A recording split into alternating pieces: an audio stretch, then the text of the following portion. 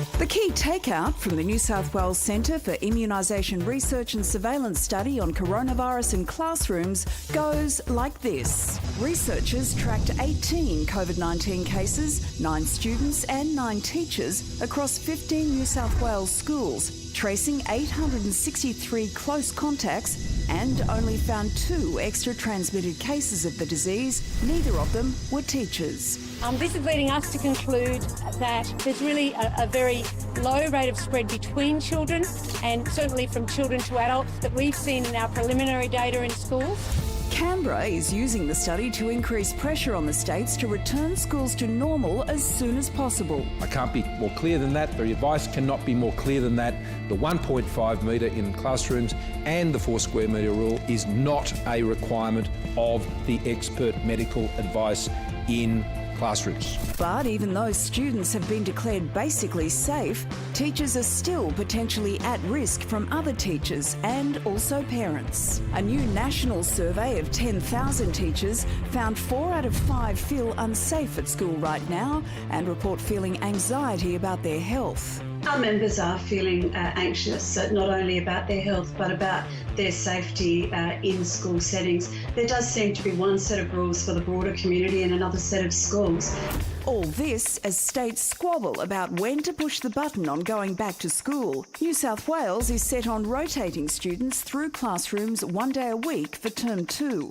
Queensland and Victoria remain committed to homeschooling for the time being. COVID-19 has dealt a big blow to the education of a generation. So is it time to ring the bell and get kids back into the classroom? Adrian Piccoli is the director of the Gonski Institute for Education and a former New South Wales Education Minister. Adrian, do you think this study makes a strong case for sending kids back into classrooms? I think it does. I think it would give comfort to teachers and give comfort to government, both federal and state, because I know they're very conscious to make sure that everybody stays safe and we stay on top of this virus. So I think it would give them some comfort about some of the plans they've got for reopening. That's for sure. Adrian, I know some teachers are all for being back at school, making sure the kids are at school, but understandably, some are pretty wary about their health. How can we assure those teachers that they'll be as safe as possible?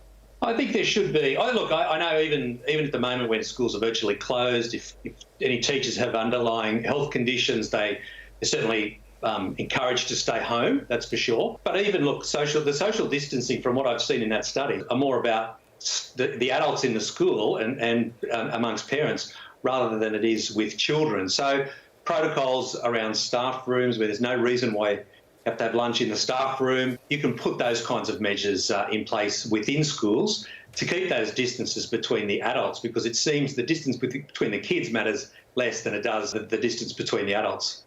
And Adrian, just finally, do you think parents will have a newfound respect for teachers after this? Oh, look, no doubt. And I think if we want to find some positives out of this, I think that's going to be one of the positives. Respect for actually what teachers do. Sometimes what teachers have to put up with. I've noticed that even with my own children. The things I've heard teachers say to me in parent-teacher interviews, which I've taken on board at the time and gone, oh, yes, I know my child's like that. But then watching them at home, trying to learn and me trying to teach them, I've learned a lot. I don't know if my kids have learned over the last. I'll tell you, I've learned a lot. So look, respect for those teachers out there for the work they've done, and then having to do it online and learn all this stuff very rapidly. I think it's really quite amazing, and look, full credit to all those teachers for the work that they do. I think what you're saying is you can't wait to get rid of your kids back to school. Thanks for talking to us, Adrian. We are all keen for our kids to get back to school for a multitude of reasons. One cautionary note on this study is that it was conducted when about a third of kids weren't at schools and at a time, therefore, where there was more social distancing than there will be when all kids go back to school. So I just hope that the data set holds when we've got all kids at school rather than just at the point where they did the analysis. Like so much of this virus, only time's going to tell us.